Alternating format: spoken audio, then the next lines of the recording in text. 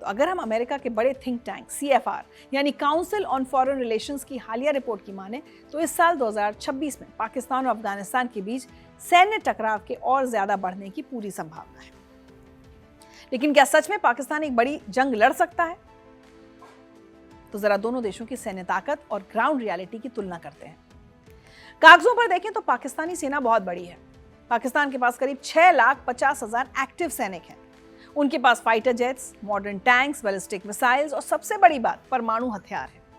दूसरी तरफ तालिबान के पास मुश्किल से 1,70,000 की फौज है। उनकी ताकत वो अमेरिकी हथियार और गाड़ियां हैं जो अमेरिकी सेना 2021 में वहां छोड़कर भाग गई थी।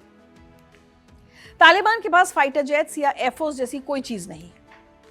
तो कागजों पर पाकिस्तान एक तरफा जीतता हुआ दिखाई देता है, लेकिन गुरिल्ला वॉरफेयर यानी छापामार युद्ध में कागज काम नहीं आते और तालिबान इसका मास्टर है। तालिबान 20 साल तक दुनिया की सबसे ताकतवर सेना अमेरिका से लड़ा है और उसे थकाकर वहां से भगा चुका है। तो तालिबान के लड़ाकों की सबसे बड़ी ताकत यह है कि उनके पास खोने के लिए कुछ भी नहीं है। उनका कोई इंफ्रास्ट्रक्चर नहीं है जिसे पाकिस्तान बमबारी करके तबाह कर दे।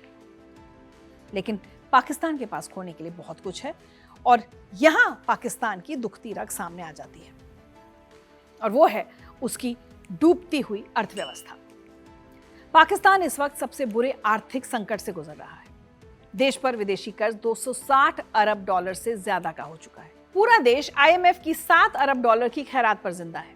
IMF ने पाकिस्तान को एक कर्ज बहुत ही सख्त शर्तों पर दिया है और इन शर्तों के बीच अगर पाकिस्तान फुल स्केल वॉर में कूदता है तो उसके पास अपने सैनिकों की गाड़ियों में पेट्रोल डालने और तोप के गोले खरीदने तक के पैसे नहीं बचेंगे। युद्ध में जाने का मतलब होगा आधिकारिक तौर पर दिवालिया होना। इसलिए पाकिस्तान कभी भी एक लंबी और बड़ी जंग का जोखिम नहीं उठा सकता।